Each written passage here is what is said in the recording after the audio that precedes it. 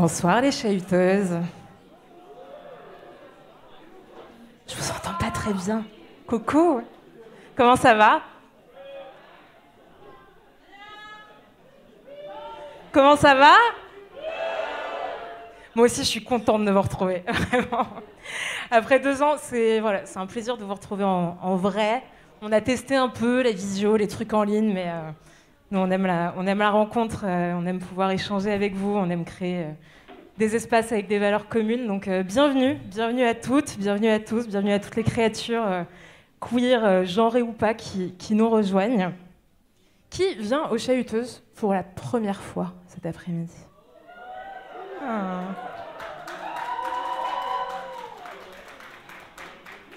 Bienvenue, bienvenue à vous. Alors, je vais vous présenter un petit peu les Chahuteuses. Donc, je suis Laura, je fais partie de l'équipe cofondatrice du projet. Qu'est-ce qu'on fout ici aux Chahuteuses? On est là depuis 2013 et on est là parce qu'on a une croyance profonde qui est que l'intime est politique.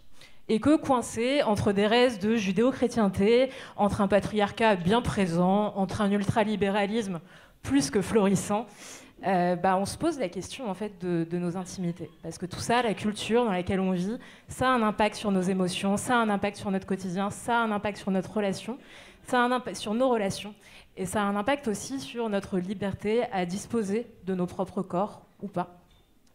Alors en tant que cofondatrice de l'asso, mais aussi en tant que personne qui a vécu des violences sexuelles, en tant que personne résiliente aussi de violences sexuelles, bonsoir, enchantée, vous étiez peut-être là quand j'en parlais sur scène, c'est vraiment important pour moi et pour nous de défendre cette liberté à disposer de nos propres corps.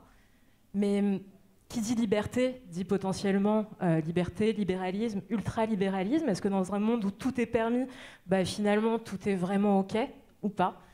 En tout cas, on fait partie d'un mouvement qui est le mouvement sexe positif et qui est, à ma connaissance, le seul mouvement aujourd'hui qui questionne nos sexualités en profondeur, avec une approche de liberté, mais aussi avec une conscience de tous les enjeux patriarcaux, de tous les enjeux de colonisation de nos corps qui pèsent sur ces sexualités.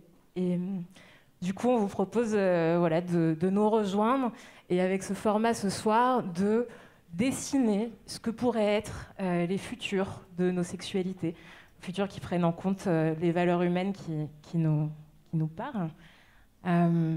Et c'est grâce du coup au courage de la poignée de personnes magnifiques que vous allez rencontrer sur ce soir, qui vont venir vous partager une tranche de vie, un témoignage intime sur scène, qu'on espère, on pourra créer des conversations, des échanges, des visions, et que chacun puisse dessiner sa trajectoire intime en conscience de tout ce qui s'y joue, ou de tout ce qui peut s'y jouer.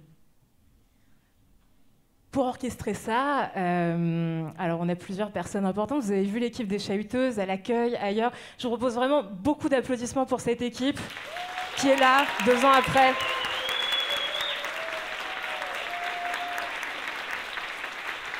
Ouais.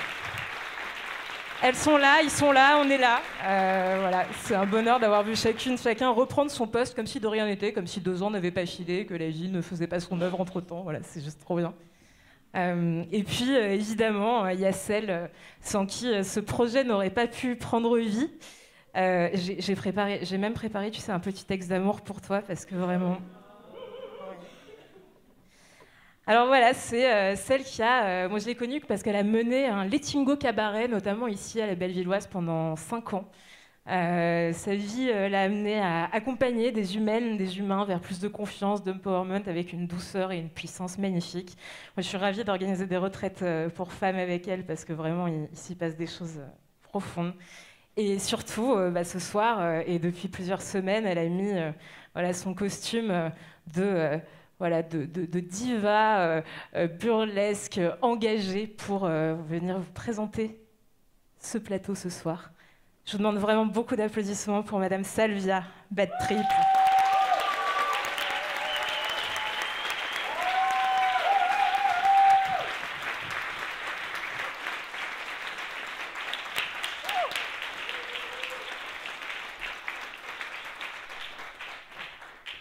Je vais commencer par m'asseoir.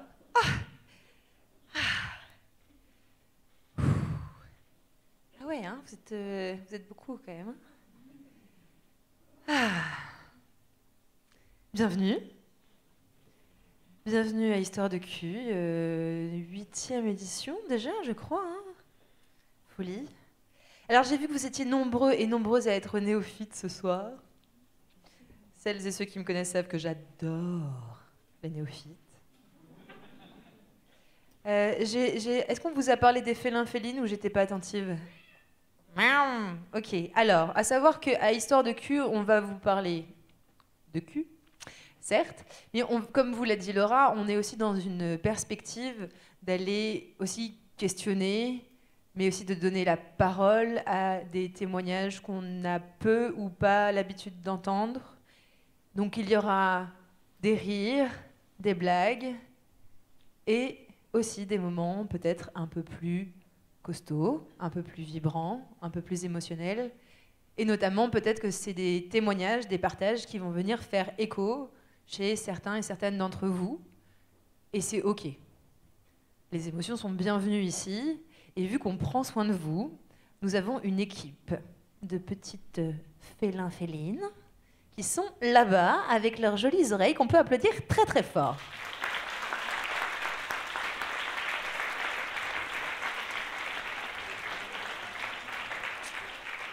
Alors, quel est le contexte? C'est-à-dire que si vous êtes venu avec des amis, des proches, des collègues, vos cousins, vos neveux, et qu'il y a un témoignage qui vous impacte et que vous sentez que ça vibre un peu trop fort, vous pouvez très bien aller voir nos félins félines pour aller leur parler de ce qui vibre à l'intérieur de vous. Elles sont formées pour, et elles sont là pour vous accueillir avec ce qui est présent, y compris si ça évoque des questionnements, si ça fait vibrer des choses intenses, et pas forcément qu'au niveau personnel, mais des réflexions, un sentiment d'injustice, un truc de « qu'est-ce que je fais avec tout ça ?»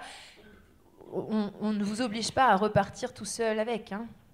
À la base, on fait de l'éducation populaire autour des sexualités parce qu'on accompagne aussi ces processus de déconstruction, et on est bien placé pour savoir que ça bouscule. C'est pour ça qu'on s'appelle les chahuteuses.